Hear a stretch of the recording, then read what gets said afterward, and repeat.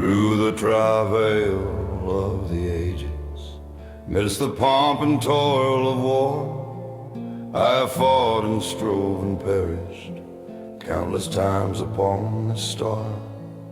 In the form of many people, in all panoplies of time, have I seen the luring vision of the victory made sublime. I have battled for fresh mammoth, I have warred for pastures new, I have listened to the whispers when the racetrack instinct grew. I have known the call to battle in each changeless changing shape, from the high-souled voice of conscience to the beastly lust for rape. I have sinned and I have suffered, played the hero and the knave, fought for belly, shame, or country, and for each have found a grave. I cannot name my battles, for the visions are not clear, yet I see the twisted faces and I feel the rending spear. Perhaps I stabbed our Savior in his sacred helpless side, yet I've called his name and blessed him when in after times I die.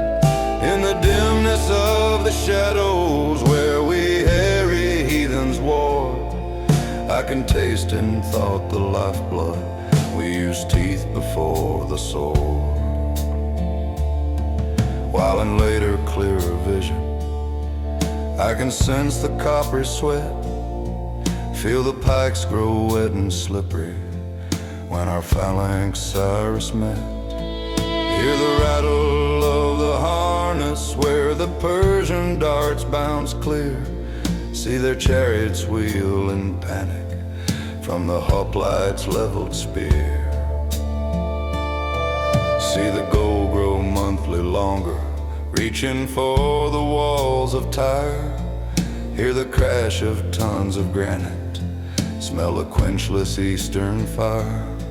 Still more clearly as a Roman can I see the legion close, as our third rank moved in forward and the short sword found our foes. Once again I feel the anguish of that blistering treeless plain, when the Parthians showered death bolts and our discipline was in vain.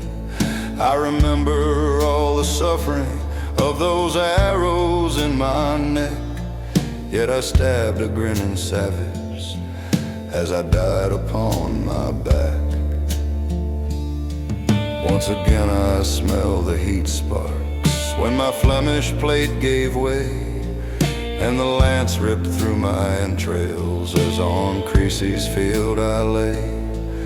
In the windless blinding stillness of the glittering tropic sea, I can see the bubbles rising where we set the captives free.